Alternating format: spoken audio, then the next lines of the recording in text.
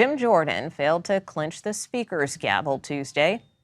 Joel Payne and Maura Gillespie join us now. Joel is a CBS News political contributor and Democratic strategist, as well as chief communications officer for Move On. And Maura is a former advisor to Speaker John Boehner and former Republican Congressman Adam Kinzinger. She is also the founder of Blue Stack Strategies.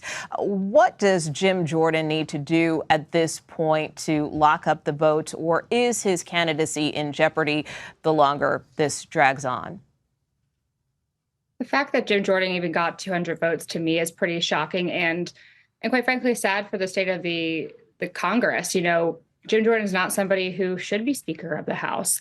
The Speaker of the House is somebody who needs to be not only representative of the party that's a majority, but also who can look out for the integrity of the institution. And that's not Jim Jordan. So I think those who have held firm, those 2021, perhaps there are a couple that will flip, but I don't see him getting there. And so I think there needs to be a new plan moving forward that does not include Jim Jordan at the helm.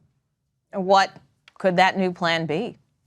Well, I think, they've discussed giving Patrick McHenry some additional powers during this time where he's pro tem, so he could get things done. Because again, 1 month from now is when the government shutdown is slated to happen. So you really do need to think about the appropriations bills that need to happen and need to get across to the Senate and to the president's desk. So we really do need to start moving forward on things. And this delay and this putting up Jim Jordan is not going to get us there. And Joel, I want to turn to you. I mean, we spoke earlier in the program with Minority Whip Catherine Clark. She continued to echo calls for bipartisanship. We have heard Democrats talk about this potential bipartisan governing coalition that they would like to see. I mean, is that even feasible at this point, given the dynamics in the House? I mean, anything should be feasible to make sure that the work of the American people can go forward. And the Democratic leadership has been pretty united in that messaging that they're willing to do that. It's interesting to me. I've been obviously watching this with, I'm a partisan, so some glee.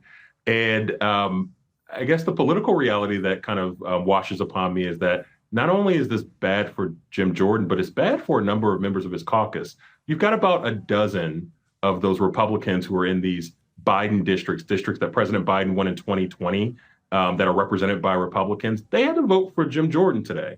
Now, if Jim Jordan wins, I suppose that there is going to be some sort of coalescing around a message defending that. If he loses, those folks have taken a really bad vote on Jim Jordan, who has allegations of mishandling sexual assault allegations, who has obviously someone who voted with insurrectionists on January 6th, somebody who has pretty extreme positions on things like abortion.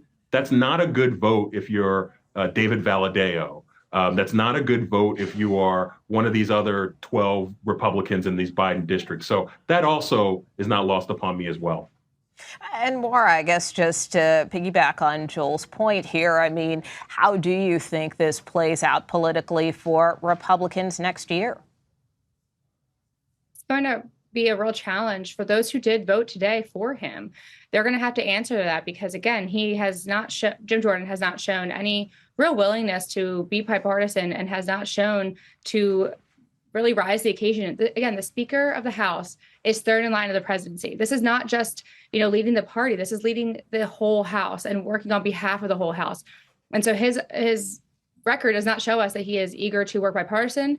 His record shows us that he has voted against certifying the election and took an integral role during January 6th and speaking with the former President Trump and encouraging him to, or encouraging Pence to do something illegal. There's real implications there that need to be addressed. And for those who voted for him today, they're going to have to answer for that. I will say, in jest maybe a little bit, I am glad that he wore a jacket on the House floor today. But again, that doesn't necessarily make him Speaker material. And Joel, I want to turn back to you. Kevin McCarthy, the former speaker, has said in terms of the Democrats who voted with those 8 Republicans to boot him out of the job, that this was a political decision by Democrats. I mean, was this just an attempt to get the majority back in 2024? I think Democrats voted their conscience. They voted in unison for someone they believed in.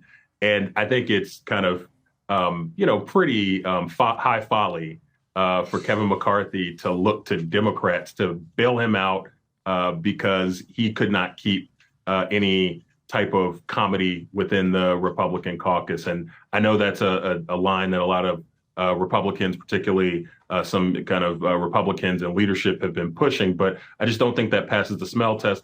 Also, in this moment, I think Republicans also have to account for this. We're in the midst of two significant international conflicts in Israel and the Palestinian territories, and then also in the Ukraine. We've got a government shutdown bearing down on us inside of another 5 to 6 weeks. And they're having a hard time figuring out who is going to be at the head of the House of Representatives to help be a part of that solution. That does not speak well for governance. By the way, that's something that you're going to hear a lot about going into 2024 as you see this split screen between Biden's America and between kind of the Trump MAGA vision of America. I think that what you've seen over the last few weeks in the Republican House plays very much into that. And Maura, how does the Republican Party move forward from this whenever a new speaker is elected? It'll be really important for Republicans to kind of figure out who they want to be. Right now, they are very disorganized. They are very individual, really focusing on themselves and not as a team.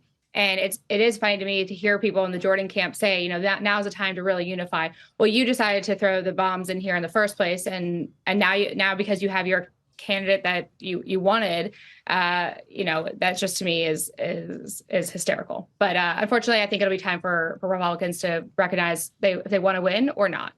All right, Maura Gillespie, Joel Payne, thank you as always for being with us.